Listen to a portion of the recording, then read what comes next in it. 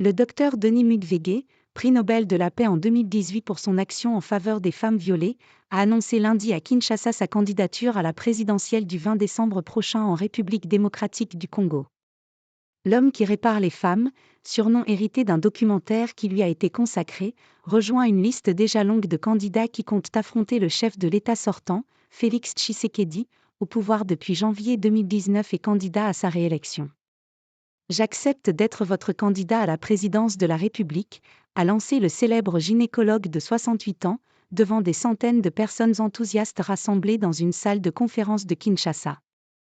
Notre pays va très mal, a-t-il dit dans son discours, avec des mots très durs pour décrire la crise en RDC, sur les plans sécuritaires, politiques ou des droits de l'homme, avec de récentes arrestations d'opposants et journalistes.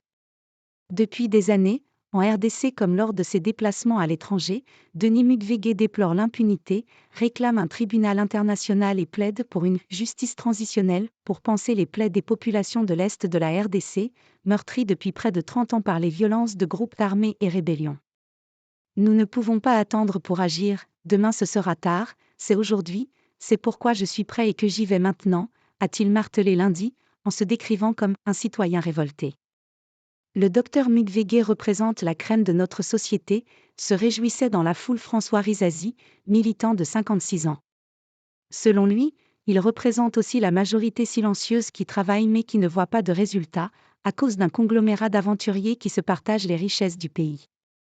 L'annonce du docteur intervient après des mois de conjectures sur ses intentions. Depuis l'année dernière, ses soutiens, dont beaucoup d'intellectuels congolais, le poussaient à se lancer dans la bataille politique, un terrain sur lequel il ne s'était pas encore aventuré, même si sa voix est depuis longtemps très critique à l'égard du pouvoir. Quand le peuple décide de prendre le pouvoir, aucun système ne peut s'y opposer, leur avait-il alors dit, sans dévoiler ses intentions. Sur le terrain, deux structures appuient sa candidature. Un appel patriotique, issu de la société civile, et une plateforme politique, l'ACRN, Alliance des Congolais pour la refondation de la nation. Ordre dispersé. Parmi les autres opposants en lice pour la présidentielle figure Martin Fayoulou, candidat malheureux à l'élection de décembre 2018, qui a confirmé samedi sa candidature. Également sur les rangs, l'ancien gouverneur du Katanga, Sud-Est, et riche homme d'affaires Moïse Katumbi. La date limite pour le dépôt des candidatures est fixée au dimanche 8 octobre à minuit. En fin de semaine dernière, la Commission électorale nationale indépendante, CENI, disait en avoir reçu 6, dont celle des anciens premiers ministres de l'ex-président Joseph Kabila Augustin Matata, 2012 à 2016, et Adolphe Musito, 2008 à 2012. La présidentielle sera couplée avec les élections législatives, provinciales et locales.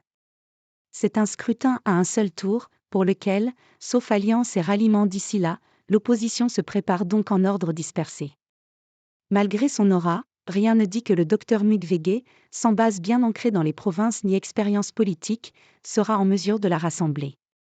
Sa candidature est un choix du peuple, nous sommes sûrs que c'est le début de la fin des souffrances que nous endurons depuis des années, voulait croire Nabintu Aristide, 57 ans, mère de 5 enfants, interrogé par l'AFP à Bukavu, où le discours de Denis Mukwege a été retransmis en direct. C'est là que depuis 1999, dans sa clinique du quartier périphérique de Panzi, le docteur et son équipe prennent en charge des femmes victimes de viols utilisés comme armes de guerre dans l'est de la RDC. Cette guerre sur le corps des femmes continue encore aujourd'hui et s'étend de plus en plus souvent aux enfants, voire aux nourrissons, constatait-il récemment.